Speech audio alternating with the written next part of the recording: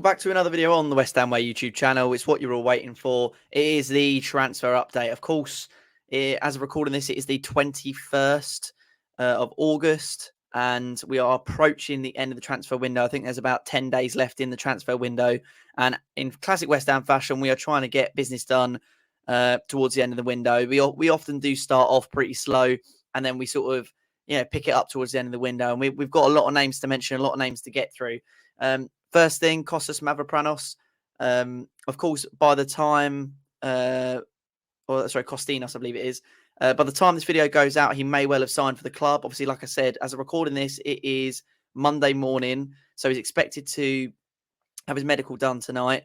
But he should be a West Ham player. So there's no updates to give on that. He should be a West Ham United player. You absolutely love to see it. I think he's going to be a really, really brilliant signing. Obviously, with the Gerd getting the red card as well, it's perfect time for him to come in. Whether he'll move to a back five or not, I'm not sure. The fee is believed to be around £20 million. He did watch the game as well against Chelsea yesterday. He was with Tim Steiden watching the game. So hopefully that will be done and dusted. Mohammed Kudus. So Fabrizio Romano did reports earlier this week, or I think it might have been yesterday or the day before, that supposedly the deal was close to being completely off. West Ham United or Ajax are getting frustrated with the fact that West Ham aren't meeting the figure that they want to meet. I'll be honest, I don't think this is necessarily 100% true. I think that obviously there's like £3 or £4 million in valuation between the two clubs. So I can't imagine Ajax sort of throwing the toys out the pram over £3 or £4 million. And if we want the deal to happen, I can't imagine us not paying £3 to £4 million. So, as X has given, or talked about in his section of the podcast, which went out, I think, last night, we should be going in for another bid for Kudus. And I do believe that will happen. And that is regardless as well of the Paqueta sort of betting situation. We don't believe Manchester City are going to go in for him. But, of course, if the betting situation is sorted, they might go back in for him. So his situation at the club is very tenuous. But it was good to see him get his goal yesterday. And, of course, he looked like he had a lot of passion. So it doesn't look like it's in his head at all. So it's definitely good to see that. So Mohammed Kudus, for me, I think that is going to happen. I say it's very likely to happen at this stage. I think it will be a West Ham player at the end of this window. Moving on to a new target. Well, I would say new, but he's not new. I mean, the name, Nesyri. He's someone we've been after for, I think, a good two or 3 years, a top target of Moyes. And it's only recently that his price has sort of come down to I would say, one that meets our valuation. It was reported this morning. It's been reported by Darmesh and also now confirmed by X. Obviously, he did speak about the idea that we would go back in for Nesyri because he's been a long-term target of Moyes. And that is what we've done. Supposedly, we have shown an interest in Nesyri. No bid has happened as of yet. Whether we're going to bid or not, I've absolutely no idea. That's unclear at this stage. But we know that David Moyes wants a striker.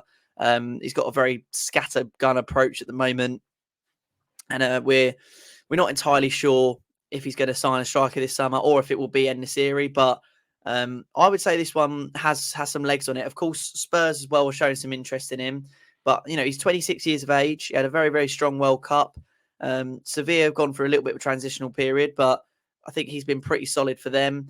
And I think he would suit our system. He's strong in the air. So if we want to put a ball in, he can score.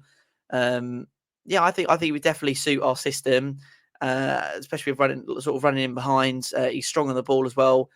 A tall striker. I think he would suit the system. And of course, he's someone that Moyes has been a very, very big fan of for a very long time. So it'd be nice to see Moyes get his number one target for striker because, of course, I believe before it was Armando Broja. Obviously, that deal didn't happen and we signed Gianluca Scamacca instead. That didn't really work out. And as much as Moyes says he wanted to keep Gianluca, it never really felt like that around the football club. I personally didn't feel like he did. He didn't give him many opportunities and it didn't really feel to me like he did want him at the club because I think he wanted a different striker. So, he never got Armando Broja. He never got Nesyri. So it'd be nice to see David Moyes actually get his preferred striker. And maybe that will actually help the fluidity of the team and getting them together. Another target who I'd say I'm a massive fan of is Jeremy Doku. I believe it was the Euros he played in, the one before the 2018 Euros, I think it was.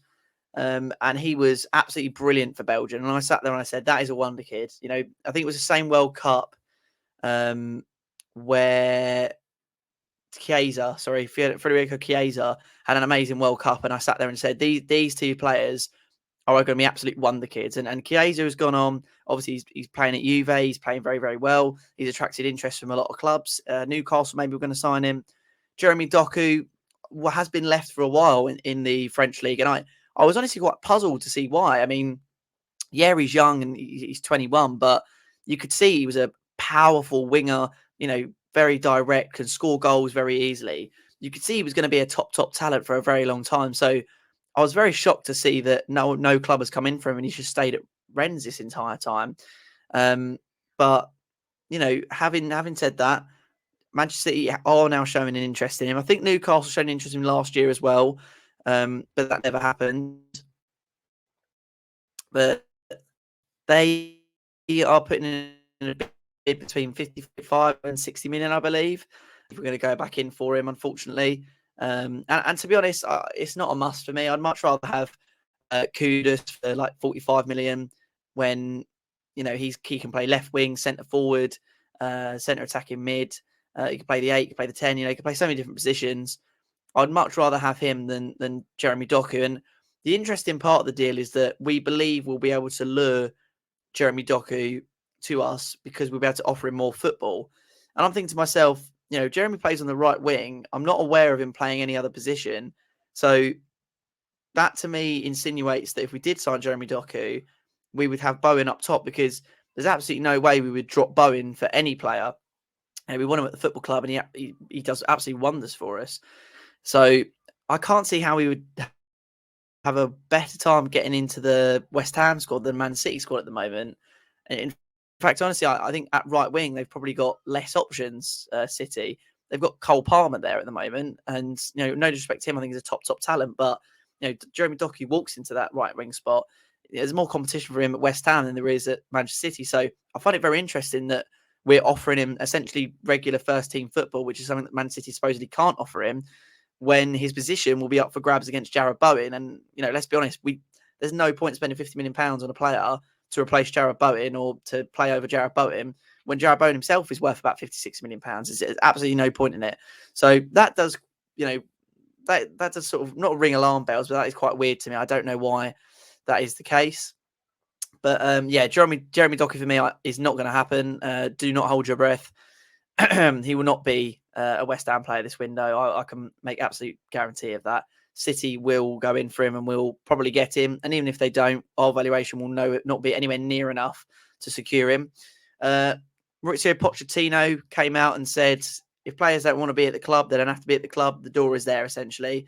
And Ian Maatsen has rejected a contract offer from Chelsea. So it'll be interesting to see if we do go in for him. Obviously, right now, we are perhaps interested in a left-back. The Aaron Creswell situation seems to be sorted. We seem to have sort of sorted it out. He was on the bench yesterday against Chelsea. Obviously, didn't feature any minutes. Emerson started. He seems like our starting left-back. I think Moyes is fairly happy with him at our starting left-back. But obviously, with the Creswell situation, it would force our hand into getting a new left-back. And the Maatsen situation for me, I think that has some legs on it. We have shown an interest. The price that we're being quoted is quite good. It will be a loan to buy, supposedly. Whether that will be the case, I'm not sure, because obviously I believe he has to negotiate a longer contract with Chelsea, or it has to be a 6-month loan, because if he's on a year contract at Chelsea, I don't believe he can go into a year loan to buy with West Ham, because then he'd be out of contract and it would make no sense for us to buy him unless it was an obligation to buy. I'm not entirely sure how that works. My understanding was that if it was an obligation to buy, it doesn't matter how long he's got left on his contract. But that might not be the case. So essentially, to wrap up the big West Ham transfer update, Costas Mavropanos, I'm probably butchering that name, but he should be a West Ham player probably tonight. Definitely when this video goes out, he probably should be a West Ham player, but he might not be.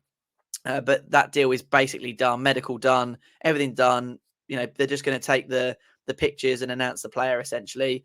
Kudus, there is a £4 million valuation between the two clubs. hopefully West Ham will get that sorted soon. Deals is being reported elsewhere that the deal is off, but there is thought that this could be an exaggeration. Nesyri, we are interested in the player. We haven't put a bid in the player. We don't know if we are going to put a bid in for the player, but there is certainly interest there. Long-term target of Moyes, and I definitely wouldn't be surprised to see us go in for him. Supposedly his valuation is around £35 million. I could see us certainly going in for that.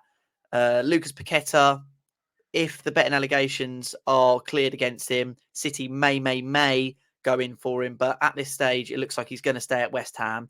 And I wouldn't be surprised if West Ham aren't in a rush to clear those betting allegations, considering, he wouldn't leave the club. Ian Maatsen, we're not sure what's going to happen with him. He is a target, but, like I said, there's no real offer there. He's rejecting offers for Chelsea. He might want to leave. I could see him going somewhere like Burnley before the end of the window, but I imagine he will move. Whether it's to us, we're not sure. And of course, Jeremy Doku, unfortunately, as excited I would be to have him at the club, I don't think that's going to happen. Too expensive. City look like they're going to nail on to get him. And yeah, our valuations will be too far apart. So I hope you enjoyed our transfer update. Like I said, this is being recorded as of Monday morning. This will be going out supposedly on Tuesday morning. So hopefully it's all up to date and it's all good. And we should be able to give you another transfer update soon.